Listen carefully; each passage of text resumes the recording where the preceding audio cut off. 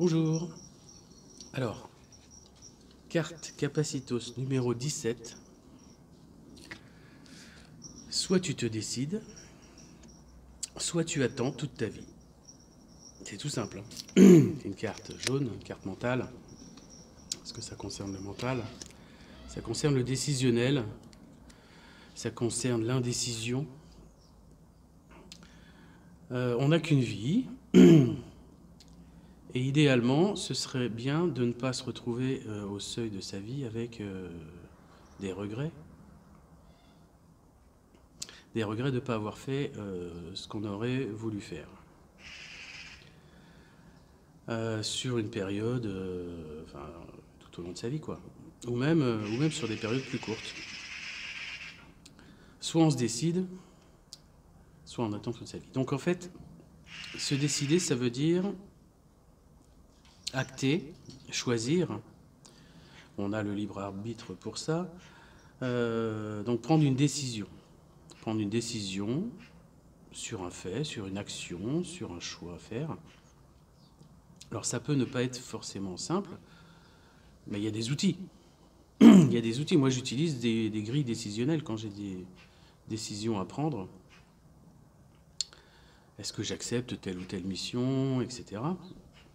J'utilise tout simplement des critères. En fait, ce qui va vous décider à faire ou pas, c'est en fonction de critères. Donc vous listez tout simplement sur une feuille les critères, en ligne, sur lesquels vous pouvez associer des coefficients, parce que des critères peuvent être plus ou moins importants, coef2, coef3, coef4, et d'autres moins importants. D'accord ? Et puis vous notez tout simplement ce que le choix que vous vous apprêtez à faire ou pas a comme note suivant tel ou tel critère. Par exemple, critère financier, coef3, vous notez la note de 12, vous notez sur 20, sur 10, sur 5, sur 100, sur ce que vous voulez. Critère bouleversement, coef2, vous mettez 5 sur 20 parce qu'effectivement ça va être le bordel de choisir ça, etc. Et après vous faites comme un bulletin scolaire, hein, la moyenne générale. Multipliez le coefficient par la note et vous additionnez pour chacune des, non pas des matières, mais pour chacun des critères de décision. Et si vous avez la moyenne, ben vous prenez la décision, ou pas. Ou 12, ou 15, ou, enfin, après vous fixez simplement le seuil à partir duquel, et vous dites-le à l'avance, hein, ou pas, si vous prenez ce choix. Si la décision que l'ordinateur, entre guillemets, vous aura générée ne vous convient pas, c'est que, il faut s'écouter, hein, c'est que finalement, malgré les notes, etc., ça va pas. Donc là, la question est simple, la décision est faite sur le fait de ne pas s'engager sur le choix que vous vouliez faire. Un déménagement, un changement de boulot, l'achat d'un truc, etc. Et ça, il faut le faire rapidement. J'étais encore salarié quand j'ai décidé de créer ma première boîte en 2004. Ça s'est fait en une soirée, hein. J'ai dit tiens, j'ai des collègues, enfin des homologues en Angleterre qui ont monté leur boîte tout en étant salariés. C'est pas mal. Je regarde, bim, bim, bim, bim. Bon, finalement, on peut le faire. Voilà, c'est mon employeur qui n'a pas trop aimé à l'époque. Donc là, la décision non seulement a été prise, mais j'étais propulsé dans le fait de créer ma boîte, vu que j'étais viré de l'autre. Ok, petit clin d'œil. Se décider, c'est aussi de ne pas passer à côté de toute la période dans laquelle on est dans l'indécision. Si on met 10 ans à faire un choix, hein, j'ai un ami qui a mis 10 ans, par exemple, à acheter son premier PC à l'époque, un ordinateur. Parce que à l'époque, les prix descendaient, là, tous les 6 mois, ça perdait 20%, etc. Donc il se disait, non, mais je vais attendre encore 6 mois pour avoir un modèle encore mieux et encore moins cher. Mais ça a duré 10 ans. Donc oui, au bout de 10 ans, finalement, il a eu un PC beaucoup moins cher que ce qu'il aurait payé à l'instant T. Mais le problème, vous le voyez, c'est que pendant 10 ans, Il n'a pas eu de PC. Voilà, il est passé à côté de ça. J'ai un autre ami, en fait c'est le même, salut, qui se dit ouais mais à la retraite moi je ferai ça, je reprendrai des cours à la fac pendant 4 ans. À la retraite pendant 4 ans. Après la retraite, d'accord. Pour être voilà, psychologue ou comptable, je sais plus. Enfin si je sais. Et voilà. Et en fait, son échéance, c'est la retraite. C'est tiens, je commencerai un bout d'une autre partie de ma vie à la retraite.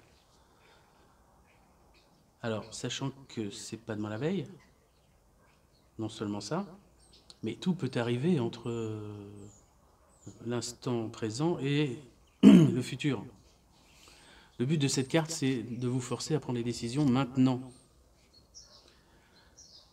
Pas sur un coup de tête, pas sur un coup de tête, pas sur un coup de dé, mais de réfléchir, mais pas forcément longtemps. L'intuition, c'est quelque chose qui nous est donné de plus haut, de notre conscience, inconsciente, subconsciente, et qui nous... c'est une sorte d'indice.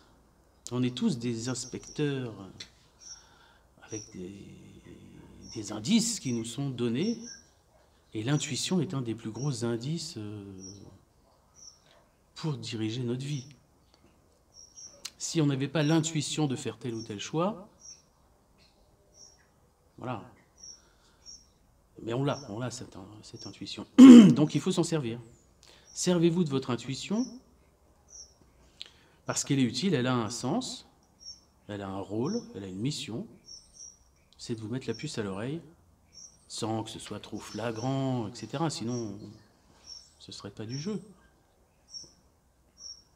Mais suivez votre intuition, effectivement. Décidez-vous, sachant que vous pouvez... tout choix n'est pas définitif. Vous avez des préavis, vous avez des possibilités de changement, de rétractation, de choses comme ça. Pour,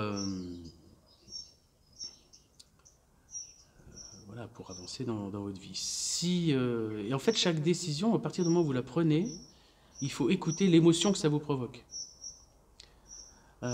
Si par exemple le fait de ne pas prendre une décision et de vous dire non, non, finalement je ne ferai pas ça, vous provoque une sorte de soulagement, bah oui, c'est qu'il ne fallait pas aller dans cette direction-là. Alors que si le fait de prendre cette décision vous donne une sorte d'énergie motrice, motivante pour avancer, ça risque d'être voilà, ça risque d'être plutôt positif de vous décider. Hein, si on reporte au lendemain, comme comme porte, comme pousse à nous faire... enfin, c'est nos cellules en fait chimiques qui nous poussent à ne pas agir.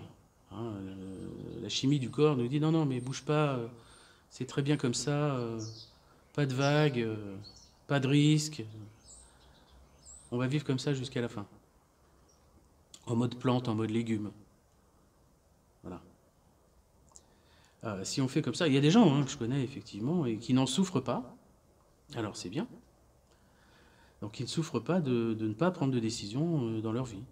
De se dire, alors j'ai rien contre les fonctionnaires, mais voilà, mon boulot c'est voilà, 11 mois de boulot, 2 semaines à Noël, 2 semaines en été, je suis content.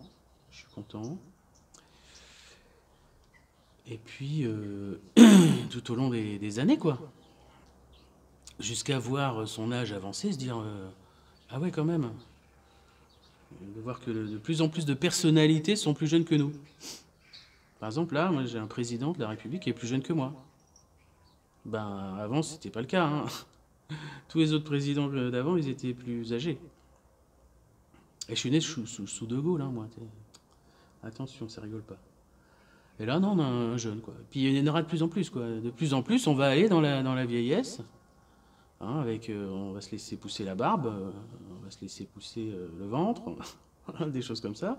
On va faire de moins en moins de choses qui nous étaient possibles de faire quand on était plus jeune. Ouais, je veux faire du kitesurf. Dans 2 ans. Ben non, non, non, fais du kitesurf tout de suite. Dans 2 ans, tu seras peut-être en chaise roulante, bonhomme. Ou mort. Waouh. Je vais loin, mais euh, quand on rêve d'un truc, idéalement, c'est pas forcément se poser de questions. Ok, on a un pourcentage de tendance à résister au risque, et plus on est âgé, et moins on prend de risques, parce que c'est notre expérience, évidemment, qui nous fait lever le pied sur plein de trucs. Mais voilà. Donc décider, c'est important. J'avais vu un reportage une fois sur quelqu'un qui avait eu un accident de moto et qui avait eu une lésion au niveau d'une partie du cerveau qui lui empêchait tout pouvoir de décision. C'est quelqu'un qui était ingénieur, etc. et qui était fortement handicapé après cet accident. Parce qu'il ne pouvait plus du tout choisir en quoi que ce soit. Même la marque des saucisses ou des pâtes, voilà, c'était devenu insurmontable. En fait, ce qui avait été cassé comme lien dans son cerveau, c'est l'aspect émotionnel du choix dans la prise de décision. Il y a un paquet de produits A et un paquet de produits B, du même produit. Impossible de choisir. Avant, voilà, tiens, le prix, la couleur du paquet, ou etc., nous fait rapidement prendre une décision. Et là, tous ces critères-là étaient complètement anéantis, détruits par cette lésion. Et la personne ne pouvait plus du tout prendre ce choix. Et c'était problématique, hein. Elle mettait 2 heures pour faire ses courses, etc., quoi. Donc profitez du fait que vous avez encore ces connexions cérébrales dans votre cerveau qui vous génèrent de l'émotion. Hein. En capacitologie, on insiste bien sur le fait que c'est la pensée qui génère l'émotion. Et l'émotion, il faut l'écouter. Donc écoutez votre émotion, l'émotion qui est associée à votre décision. Même si ce sont des décisions très structurantes dans votre vie. Hein. Vous rentrez au lycée, il faut choisir des matières. Est-ce que je vais prendre mathématiques ou histoire géo? Voilà, faites un choix. Et vérifiez ce que ce choix vous fait, émotionnellement. Tiens, j'ai pris maths. J'ai pris maths. J'ai pris mathématiques comme option. Waouh, génial, ça va être d'enfer, je vais être un scientifique plus tard, etc. Ou alors, tiens, j'ai pris maths. Pris maths, ouais, 2 fois. Merde, ça me fout les boules, je suis nul en maths. En fait, j'aurais dû prendre autre chose, etc. Ben voilà, tu coches, tu rayes, tu prends autre chose. Mais au moins tu décides, tu restes pas des jours entiers à te morfondre. Les paramètres, il faut les peser, mais tu les pèses qu'une fois. Quand tu achètes des légumes au supermarché, tu pèses tes carottes. Voilà, 200 grammes de carottes, c'est 200 grammes. Tu vas pas le mettre dans le caddie puis remettre. Attends, je vais repeser parce que je vais voir si ça n'a pas changé. Non, ça n'a pas changé. Le poids est toujours le même. Et émotionnellement, à l'instant T, ton choix va provoquer en général la même émotion. Donc ça sert à rien de ressasser 10 000 fois dans sa tête le pour et le contre. Une fois suffit. Et de manière voilà, réglée. Hein, souvent, le fait de ne pas faire des choix nous fait nous empêcher de nous endormir parce qu'on pense qu'à ça le soir, la nuit. Hein, mettez-les sur une feuille, mettez vos critères sur une feuille, c'est ce qu'il y a de plus simple. Si ce sont des choix qui sont à faire à deux, genre tiens, est-ce qu'on déménage ou pas, est-ce qu'on s'installe ensemble ou pas, hein, les deux vont avoir effectivement des notes à poser. Donc après, vous pondérez un coefficient chacun pour décider, voir si c'est la même chose, sachant que il faut avoir les mêmes critères de notation.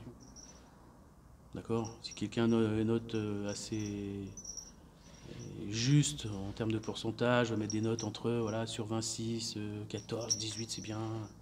Et puis quelqu'un qui dit ouais c'est bien, ouais, je vais mettre 20 ou non c'est pas bien, je vais mettre 0. Ça risque de faire des différences dans le calcul. Donc voilà, c'est à vous de voir à ce niveau-là. Qu'est-ce que t'en penses toi? Je sais pas. Voilà pour cette carte numéro 17. Soit tu te décides, soit tu attends toute ta vie. Donc abonnez-vous et diffusez cette vidéo parce que je pense que vous connaissez forcément des gens dans votre entourage qui ont des choix à faire. Voilà, si vous voulez les motiver pour accélérer leur prise de décision. Voilà, un ami, un collègue, un chef de service. Voilà, n'hésitez pas à partager, à vous abonner, à cliquer sur la petite cloche pour recevoir les petites notifications qui ne manqueront pas de vous être envoyées chaque fois que je publie une vidéo, donc soit le mercredi midi à 10h pour les petites cartes comme ça, les petites cartes Capacitos, ou des vidéos un peu plus exceptionnelles qui prendront peut-être un peu plus de temps sur des sujets un peu plus précis et qui seront éventuellement aussi accompagnés d'un spécialiste suivant tel ou tel domaine. C'est quelque chose que je veux mettre en place rapidement. Donc je vous dis à bientôt.